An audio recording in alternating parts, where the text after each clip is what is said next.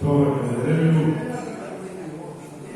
Dragi Milošu, prijatelji, kolega, hvala na ovom priznanju.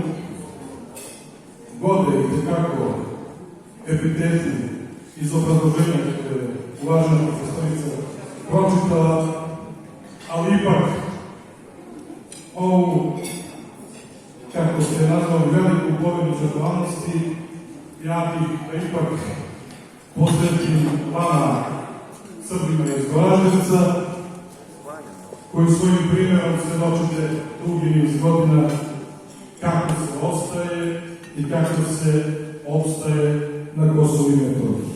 Ali ne samo vama, već i dvojici mojih kolega, možda će donekad biti ličan, dvojici ljudi bez kojih sve ono o čemu teži naša kancelarija koja je sticajem okolnosti dislocirana iz Đakovice u severni deo Kosovske Mitrovice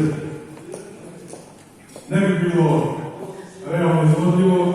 Oni su danas sa mnom, oni su sa svima vama, njihova imena su Slaviša Stefanović i Goran Popović, i ja vas molim, u ime svega što oni rade za sve opštine Metohije, ne samo za opštinu Đakovice, za opštinu Peć, da ih pozdravite toplimo.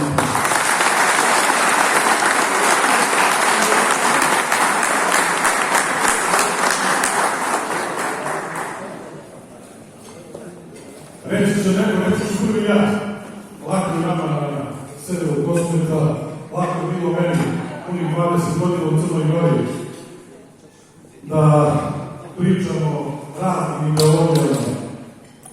Rekao sam jednom na jednom prvotnom skupu 2008. godine upravo ovdje u Goraždevcu, da je jedna jedina, glavna i najveća ideologija Srba na ovom prostoru srpska sloga. To je projekat koji veoma rado afirmiše, projekat koji bi trebao da u kraju rezultira daleko bilo naših političkih subjekata koji ovdje participiraju, ali u svakom slučaju objedinjavanje tih političkih subjekata dosta nam je podela previše, jer ljudi otišlo odavde, premalo nas je ostalo, ali dovoljno da kažemo odavde nema nazad. Ovo je Srbija, ovo će ostati Srbija, ali samo ako Srbija i ljudi iz drugih srpskih zemalja budu prema vama pažnjivi, onoliko koliko je danas pažnjiv zvanični Beograd. I zvanični Beograd moramo mnogo više, naravno. Ja znam, i ja sam danas i previše već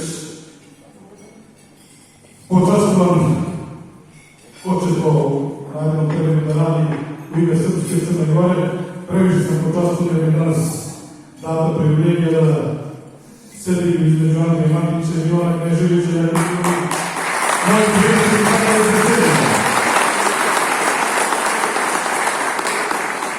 Znam ko će to da radi u ime Republike Srpske, ali ako mi nismo složili, ako mi ne budemo